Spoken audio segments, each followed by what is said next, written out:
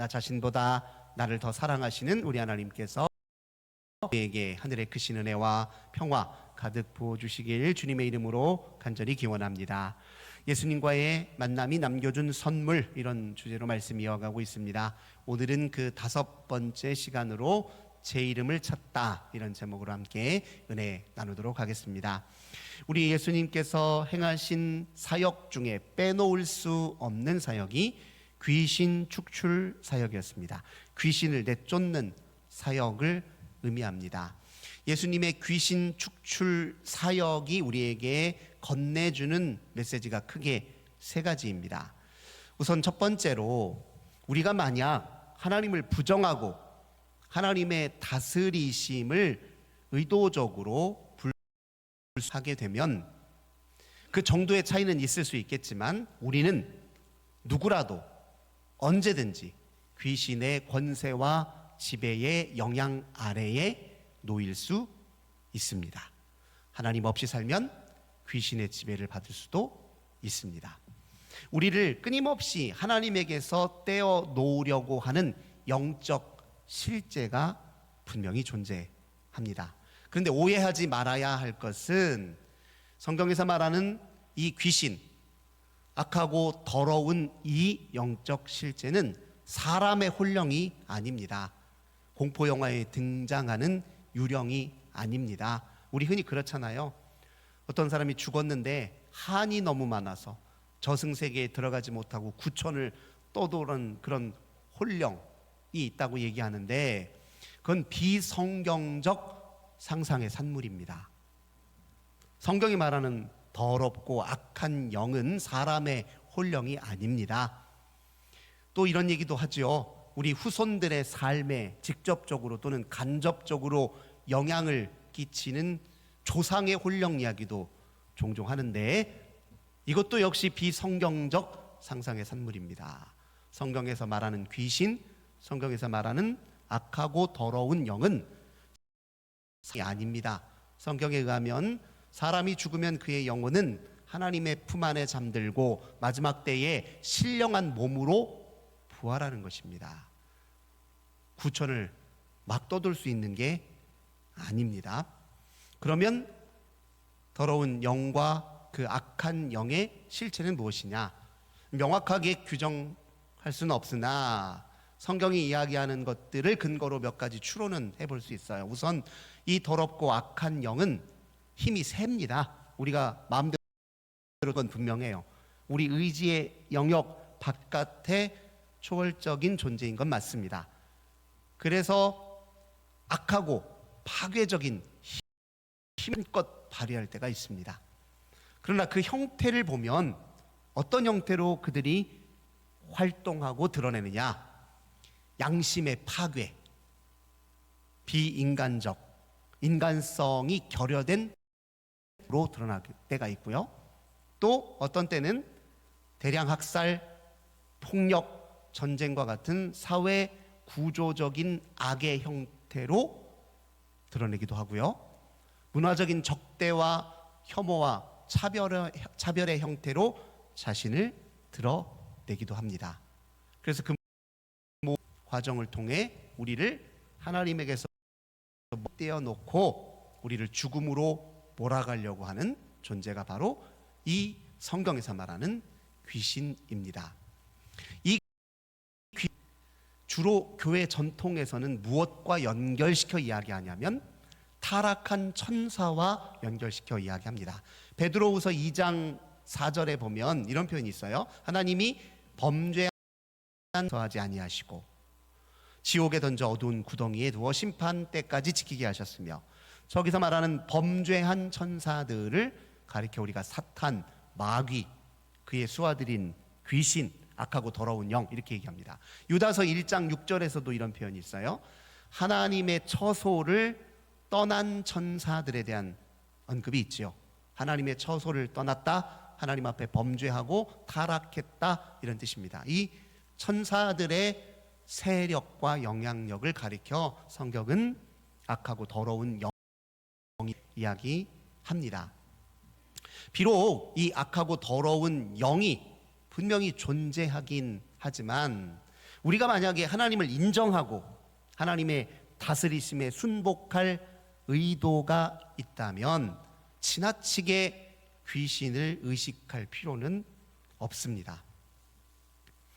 경계는 해야 되겠죠. 하지만 우리가 보다 주의 집중해야 할 대상은 우리를 돌보시고 지키시는 하나님이십니다. 우리가 최우선적으로 의식해야 할 대상은 하나님의 위엄과 권능이에요. 우리가 최우선적으로 의존해야 할 대상은 하나님의 구원의 은혜와 사랑입니다. 더러운 영이 활동한다 할지라도 하나님의 임재와 역사하심에 비하면 이런 맥락에서 보면 악하고 더러운 영을 두려워할 필요는 더더욱 없습니다. 우리는 우리가 두려워하는 것에 지배를 받게 되어 있어요.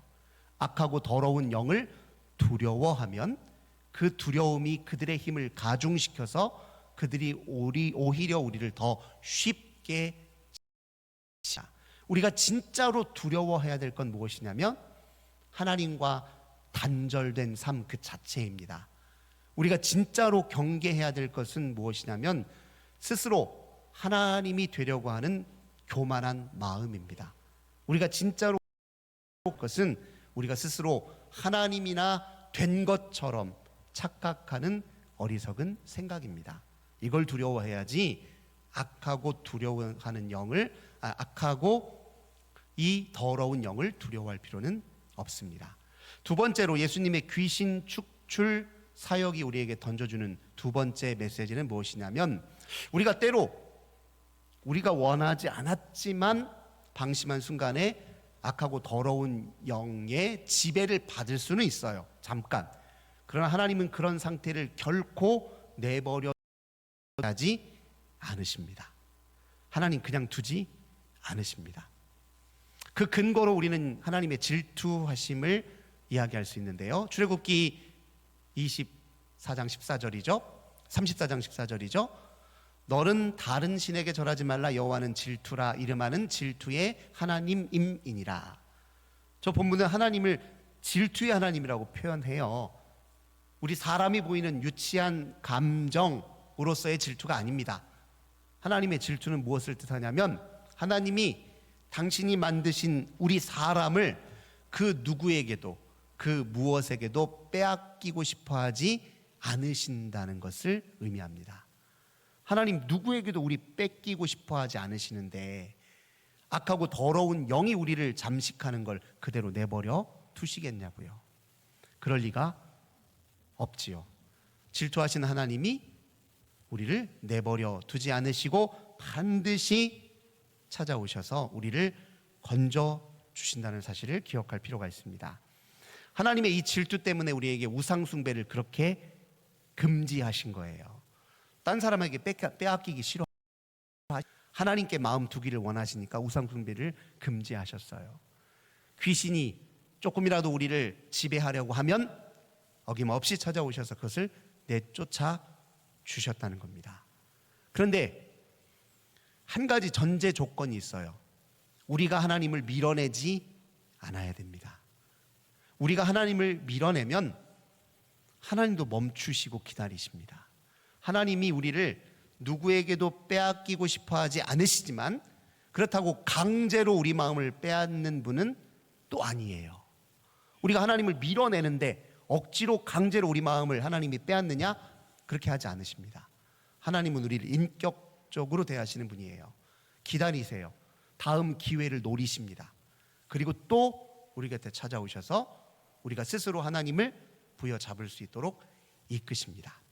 마지막으로 예수님의 귀신 축출 사역이 우리에게 건네주는 세 번째 메시지가 있는데 하나님은 능히 우리를 귀신의 지배와 권세로부터 자유케 해주실 수 있는 분이십니다. 그렇기 때문에 우리가 어떤 상황, 아무리 극단적인 상황에 처해 있다 할지라도 절망해서는 안 되는 이유가 여기 있습니다. 하나님과 완전히 단절되어 있는 것 같은 느낌이 들 때가 있죠. 뭘 해도 다 소용이 없는 것 같고 이제 더 이상 아무것도 할 수 없을 것 같고 더 이상 희망이 보이지 않는 것 같은 순간에 처할 때도 있습니다. 그러나 우리 하나님은 그런 상황을 역전시키시는 분이십니다. 그 누가 우리를 지배하고 다스리려 하더라도 하나님은 능히 그 소나기에서부터 우리를 건져내실 수 있는 능력이 있으신 분이십니다. 예수님의 십자가 고난과 부활을 보십시오. 예수님의 십자가 고난은 첫 번째, 이 세상에 엄습한 최악의 권세들 예수님이 직접 직면하셨다는 걸 뜻해요. 최악의 권세가 죄 없으신 예수님을 극단으로 몰아넣은 사건이 십자가 사건이에요. 예수님을 십자가에 못 박은 세력은 이 세상에 잔존하는 최악의 권세자들이에요. 동시에 예수님이 십자가에 당한 고난은 겪을 수 있는 최악의 고통을 직접 겪어내신 사건입니다. 그런데 그 최악의 권세와 최악의 고통으로 예수님이 멸절하셨습니까? 아니잖아요. 부활하셨습니다. 부활은 뭘 뜻합니까?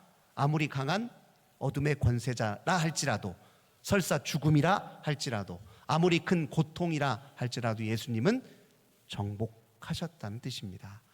부활은 곧 승리를 상징하는 것. 주님의 십자가 고난과 부활을 안다면 하나님은 반드시 아무리 극단적 상황에서도 우리를 능히 건져내 주실 수 있는 분임을 명확하게 인식할 수 있습니다. 심지어 예수님은 어디까지 우리를 도우실 수 있느냐? 우리가 지금 고백하는 사도신경 있잖아요. 이 사도신경에 여러 버전들이 있습니다. 근데 초기 버전에는 우리가 지금 고백하지 않는 문구가 첨가되어 있었어요. 예수님이 십자가에 달려 죽으시고 사흘 만에 부활하셨다고 하는데, 죽으시고 부활하신 그 사이에 금요일에 돌아가시고 그리고 안식일 다음에 부활하셨는데, 그러면 토요일에는 어디 계셨느냐? 원래 버전에는 지옥으로 내려가사, 이런 표현이 있습니다. 지옥을 왜 내려가셨을까요? 하나님과 완전히 단절된 상태에 처해 있는 죽은 자들에게 복음의 메시지를 전하기 위해서이죠. 베드로 전서 4장 6절에 이런 말씀이 있습니다. 이를 위하여 죽은 자들에게도 복음이 전파되었으니 이는 육체로는 사람으로 심판을 받으나 영으로는 하나님을 따라 살게 하려 함이라. 심지어 지옥에 가서라도 하나님과 완전히 단절되어 있는 사람들에게까지도 구원의 메시지를 전하기 원하시는데, 그런 분이 우리 하나님이신데요. 로마서 14장 9절, 우리 예수님께서 죽으시고 다시 사셨는데 왜? 죽은 자와 산 자의 주가 되시려고. 살아있는 우리들뿐만 아니라 죽은 자의 주가 되시려고. 그렇기 때문에 우리 하나님이 못하실 일이 없으시고, 그리고 우리 하나님의 구원의 대상은 심지어 지옥에 있는 사람들에게까지 것을 우리가 기억할 필요가 있습니다. 정리하자면 이래요. 귀신, 악하고 더러운 영 있습니다. 하지만 두려움의 대상 아니에요. 잠깐은 우리를 지배할 수 있지만 지배할 수는 없습니다. 하나님은 반드시 꺼내주실 것이고, 그들은 이미 패배가 있는 존재, 패배가 예정되어 있는 존재들입니다. 하지만 그럼에도 불구하고 악하고 더러운 영을 우리는 경계해야 합니다. 이유는 무엇이냐면 이 악하고 더러운 먹잇감이 우리 속에 있기 때문에 그래요. 죄 많은 이 세상에 먹잇감이 남아 있습니다. 악하고 더러운 영은 기생충을 떠올리면 딱 맞아요. 이게 독립적으로 자존하지 않습니다. 이 악하고 더러운 영은 사람의 어두운 깊은 영역을 파고들어서 사람의 병든 마음을 먹잇감 삼아서 사람을 볼 거예요. 병든 마음, 교만한 마음, 무지한 생각, 불안, 고립, 소외, 수치, 중독, 파괴적인 습관, 파괴적인 관계, 이렇게 병든 마음, 타락한 마음을 더럽고 악한 영은 먹잇감을 삼아서 기생하고 있다가 우리를 죽음으로 몰아넣는 거예요. 또 어디에 기생하느냐? 타락한 이 세상에 들어서 기생합니다. 구조적인 병폐 속에 파고들어요. 적대적인 문화 속에 파고듭니다. 지나친 경쟁, 사회적 불신, 혐오, 그리고 비인간적인 물질주의, 이 모든 것들을 먹이로 삼아가지고 사회 속에 기생하고 하나님의 나라로부터 놓아서 죽음에 이르게 합니다. 이게 악하고 더러운 영의 실체예요. 그렇기 때문에 먹잇감이 남아있는 이상은 경계하지 않을 수 없다는 겁니다. 그런 의미에서 오늘 우리가 귀신 들린 사람의 이야기에 주목할 필요가 있는데요, 이 기생충의 활동이 어느 순간에 나의 정신과 영혼을 압도해 버려서 내가 자기 본질을 상실하게 되면 그것을 성경은 일컬어 귀신 들림 현상이라고 이야기합니다. 오늘 우리가 만나보게 될 이 귀신 들린 사람의 특징이 누가복음 8장 27절에 세 가지로 묘사되어 있어요. 첫 번째, 이 사람은 옷을 걸치고 있지 않아요. 벌거벗은 채로 있습니다. 이건 뭘 뜻하냐면, 누가 우리가 벌거벗고 대낮에 이렇게 거리를 활주하고 있다고 생각해 보세요. 그럼 우리는 가리켜서 뭐라고 하죠? 저 사람 미쳤나? 정신이 나갔나? 그러죠. 네. 옷을 벗은 상태로 다닌다는 건 자아를 상실한 상태로 전락했다는 걸 의미합니다. 지켜야 할 자기도 없고 이루어야 될 자기가 더 이상 없어요. 내가 나라는 감각이, 내가 누구인가에 대한 자기 탐색이 멈춰버린 상태예요. 내가 누구이어야 하는지에 대한 건강한 자기 지향성이 멈춰버린 상태입니다. 그저 세상이 손가락질하는 대로, 세상이 평가하는 대로 자기를 대하되 따갑고 냉담한 시선으로 자기를 보고 차갑고 아주 쌀쌀맞은 방식으로 자기를 대하는 상태, 자아를 상실한 상태, 자기 이름을 잃어버린 상태, 자기 본질로부터 소외된 상태를 뜻합니다. 옷을 벗은 상태, 귀신 들림의 현상이에요. 두 번째, 이 사람은 특징이 뭐냐면 집에 안 살아요. 집에 있질 않아요. 이건 뭘 뜻하냐면 다른 사람과의 관계가 완전히 단절되었다는 걸 뜻합니다. 우리는 누구나 타인과의 안전하고 친밀한 관계 속에 거주해 살고 있는 사람들이에요. 그런데 타인과 완전히 단절되었어요. 타인을 신뢰하지도 않고 타인에게 드러내 보일 자기 자신을 신뢰하지도 않아요. 타인을 받아들일 내적 공간도 없고 타인에게 다가설 의욕도 없어요. 그래서 사랑을 구하지도 않고 사랑을 베풀지도 않는 상태에 전락해 있는 모습을 귀신 들림으로 묘사한 거예요. 그리고 이는 마지막으로 무덤 사이에 살고 있습니다. 소망이 완전히 끊어진 상태예요. 의미 있고 가치 있는 활동이 중지된 상태입니다.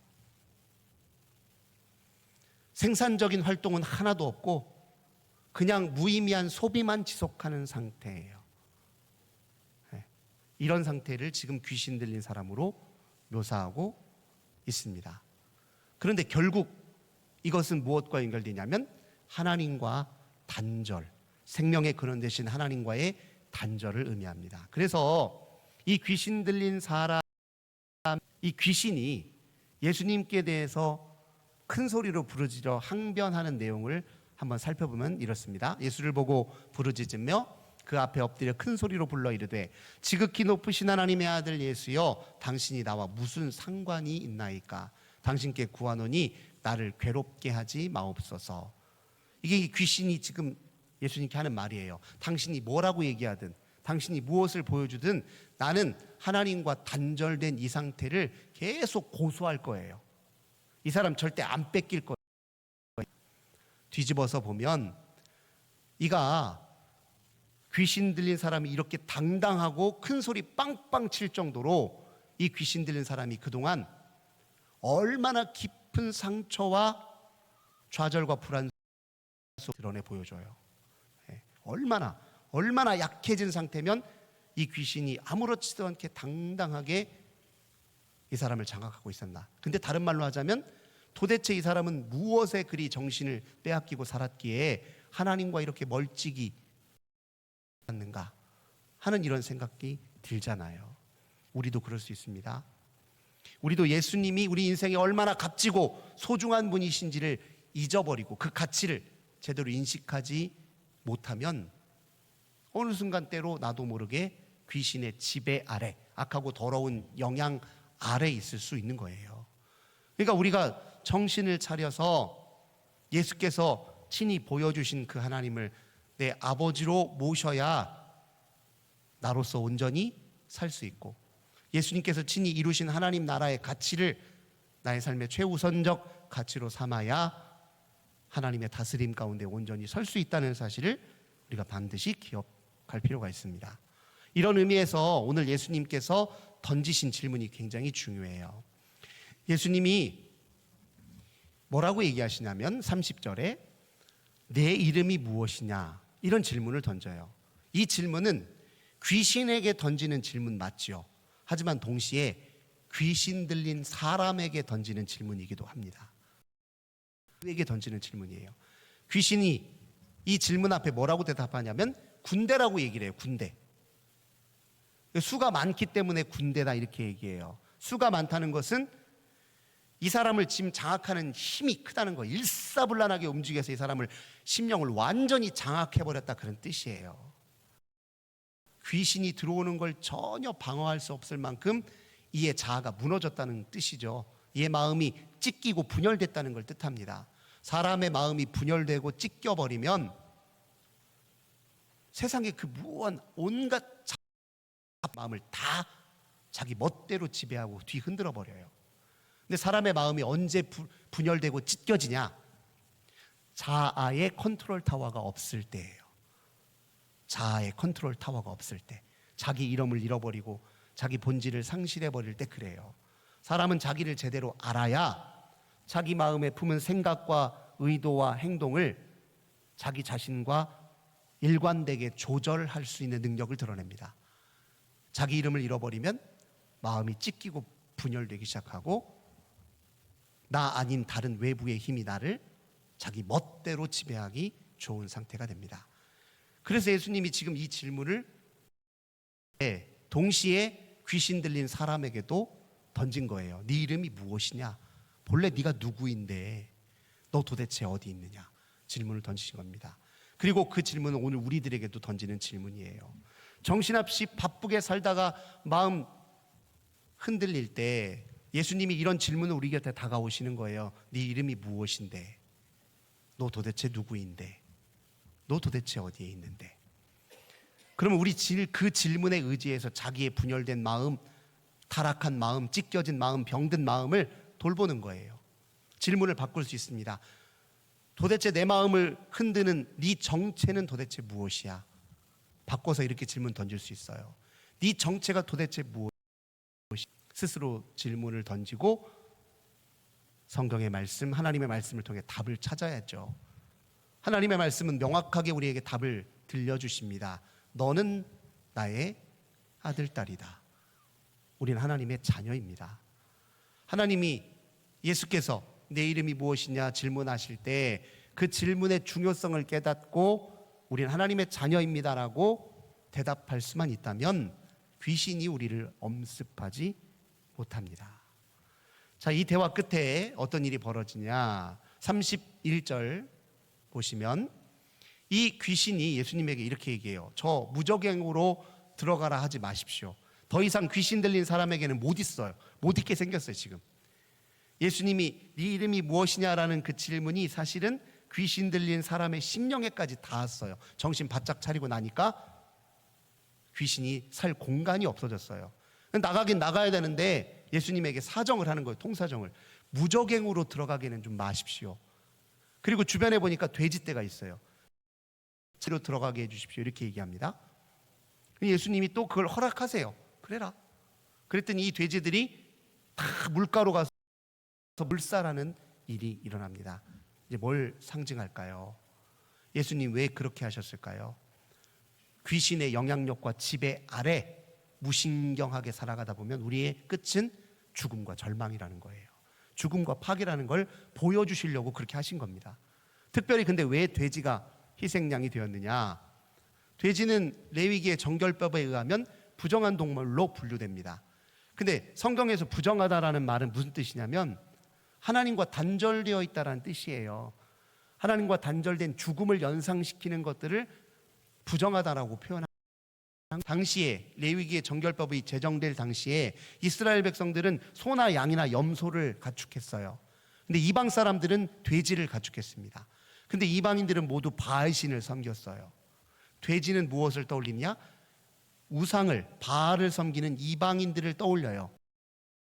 그들을 주의하라는 의미에서 돼지를 부정한 동물로 분류한 겁니다. 예수님이 지금 부정한 동물인 돼지에게로 옮겨가게 하시고 그게 물속에 빠져 몰살하는 장면을 보여주심으로 경고하신 거예요. 하나님의 다스림 속에 살지 않으면 귀신의 지배와 영향력 아래에 너희들은 결국 죽음으로 치닫게 될 것이다. 이렇게 경고하시.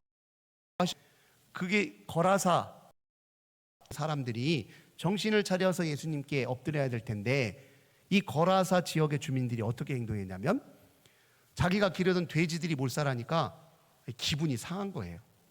예수님한테 가서 따지려고 찾아갔습니다.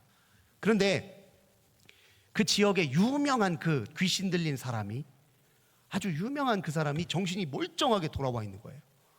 그래서 예수님께 뭐라고 해코지는 못해요. 아이 그러면 예수님하고 납작 엎드려야 될 텐데 뭐라고 하냐면 제발 좀 우리 마을에서 떠나주십시오 이렇게 얘기해요. 신명기 30장 19절 20절 말씀이 떠오릅니다. 하늘과 땅을 만드신 하나님이 우리에게 생명과 사망과 복과 저주를 두셨단 말이에요. 너희가 택하래요. 생명을 택하려면 하나님을 사랑하고 그 말씀에 청종하면 생명을 택하는 일이에요. 살 길이 뻔히 보여요. 예수가 살 길이고 예수님의 통치 아래 거하는 게 사는 길이에요. 뻔히 보이는데 이 거라사 지역 주민들은 어떻게 하냐면 생명의 길을 걷어 차버립니다. 주님 나가시라고. 그럼 예수님이 이들을 너희들은 나를 버렸으니 나도 너희를 버리마 라고 하실 것 같은데 예수님 그렇게 안 하십니다. 어떻게 하냐면 이 귀신 들린 사가 난 다음에 정신 차리고 나니까 나도 예수님을 뒤쫓아 살고 싶은 생각이 들었어요. 그래서 예수님께 저도 동행하게 해주십시오라고 말했는데 이 누가복음 8장 39절에 예수님이 이렇게 얘기합니다. 아니, 으로 돌아가라. 하나님이 너에게 어떻게 큰 일을 행하셨는지를 너희 지역의 사람들에게 말해줘라. 이렇게 얘기합니다. 무슨 뜻이에요? 그들이 주님을 버렸지만 주님은 그들을 버리지 않으셨다는 뜻입니다. 주님은 우리를 포기하는 법이 없으신 분입니다. 끝까지 우리를 찾아와서 본래 우리로 살도록 우리를 인도하시는 분이십니다. 사랑하는 성도 여러분, 오늘 우리에게 주시는 이 말씀의 교훈을 다시 한번 정돈해 봅시다. 우리가 하나님의 자녀임을 기억해야, 우리가 그 나라 백성으로 부름받은 존재라는 걸 명확히 인식하고 인정해야 우리는 어둠의 세력의 지배하에 있지 아니하고 오히려 생명 되신 주님 편에서 복되고 아름다운 삶을 살아낼 수 있습니다. 귀신의 역사는 바로 우리가 죄와 우리가 방치해버린 교만한 마음을 먹잇감 삼아 우리를 지배합니다. 이 더럽고 악한 영에 맞서서 참된 하나님의 백성, 의로운 주님의 자녀로 승리하시는 저 우리 모든 성도님들 되시길 주님의 이름으로 간절히 기원합니다. 좋으신 주님 감사드립니다. 주님은 오늘도 우리 곁에 찾아오셔서 네 이름이 무엇이 물으십니다. 하나님이 네게 행하신 일이 무엇이냐 보라 말씀하십니다. 이 물음과 우리를 포기하는 그 놀라운 사랑에 우리도 응답하여 하나님을 아버지로 모시고 주의 거룩한 자녀로 살며 주의 나라 이루며 살아가게 하옵소서. 예수님의 이름으로 기도드립니다. 아멘.